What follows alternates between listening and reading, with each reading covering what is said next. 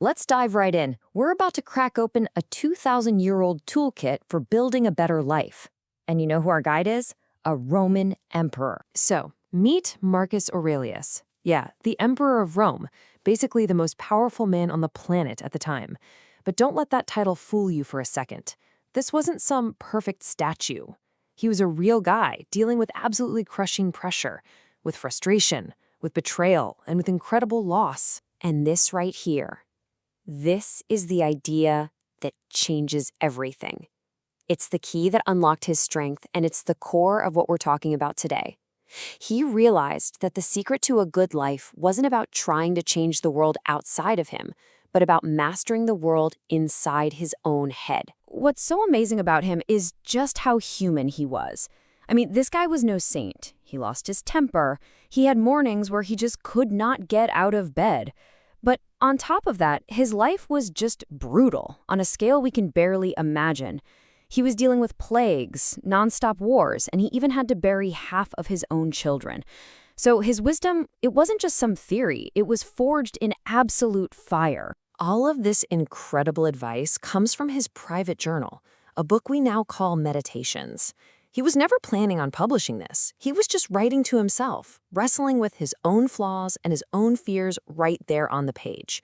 It's not a lecture, it's a series of just brutally honest notes to self. And that's exactly what makes it so powerful and so useful for us today. So Marcus basically organized all of his thoughts into this practical toolkit for life, and it's built on 3 core disciplines. First, perception. That's all about how we see things. Then there's action, which covers the choices we make. And finally, will, how we endure all the stuff we simply can't change. Okay, first up, let's grab tool number 1, perception. This is where everything starts, not with the world out there, but with our inner world, with how we choose to interpret everything that happens to us. Marcus believed that every single one of us has a superpower. And what is it? It's the ability to have no opinion.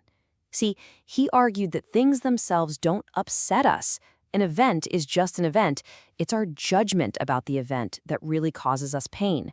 The event itself isn't asking you to feel one way or another. And this is where the idea really clicks into place. A delayed flight, that's just an objective fact. But this is a total disaster, my day is ruined. Well, that's a subjective story we tell ourselves. Someone criticizing your work? That's just an event. But thinking, oh, I'm a failure and they must hate me, that's a judgment. The Stoics argue that it's this extra layer, this opinion that we add, that is the true source of our suffering. So, the takeaway here is absolutely crucial.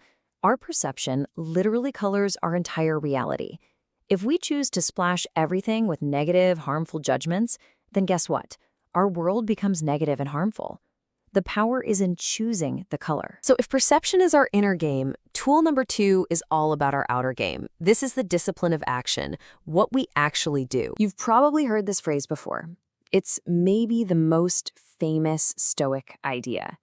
It means that every obstacle, every single challenge, isn't just something you have to put up with. No, it's an opportunity to respond with virtue, with courage, with creativity, with kindness. The thing in the way becomes the way forward. And get this, when Marcus wrote about obstacles, he wasn't just talking about giant wars and plagues. A lot of the time, he was just talking about people, annoying people, frustrating colleagues, difficult relatives, betrayal, incompetence. Sound familiar? He saw them not as roadblocks, but as this chance to practice patience, forgiveness, and understanding. Dealing with them is the work. To make sure he was acting effectively, Marcus filtered pretty much everything through this one simple question. Is this essential? He knew that most of what we do and say is just unnecessary. And by cutting out all that noise, we get this amazing double benefit. We do the important things way better, and we get back the time and peace of mind we need to do them. For the Stoics, action was also about serving the common good. During a horrible plague, Marcus held a 2-week-long auction on the lawn of the imperial palace. He sold his own jewels, his fancy robes, his furniture, everything to fund the crisis. It was a profound statement. Leaders put other people first. It's about doing the right thing for the whole community, even when it costs you personally. And that brings us to our final tool in the kit, the discipline of will. This is what governs our attitude toward the things we absolutely cannot change, the stuff that is completely 100% outside of our control. The ultimate expression of this is a concept called amor fati, which means a love of one's fate. Now, this is a huge step beyond just accepting what happens. It's about embracing every single moment, the good and the bad, as necessary, and maybe even desirable. To not just bear it, but to actually love it. What a powerful metaphor, right? A strong will, a strong character, doesn't just survive adversity, it consumes it. It takes setbacks, it takes failures, it takes misfortunes, and it uses them as fuel to burn even brighter and to grow even stronger. A perfect example of something we just have to accept is how pointless fame really is.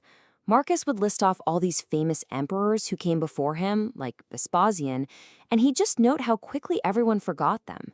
So if being forgotten is inevitable for every single one of us, why waste any energy chasing fame?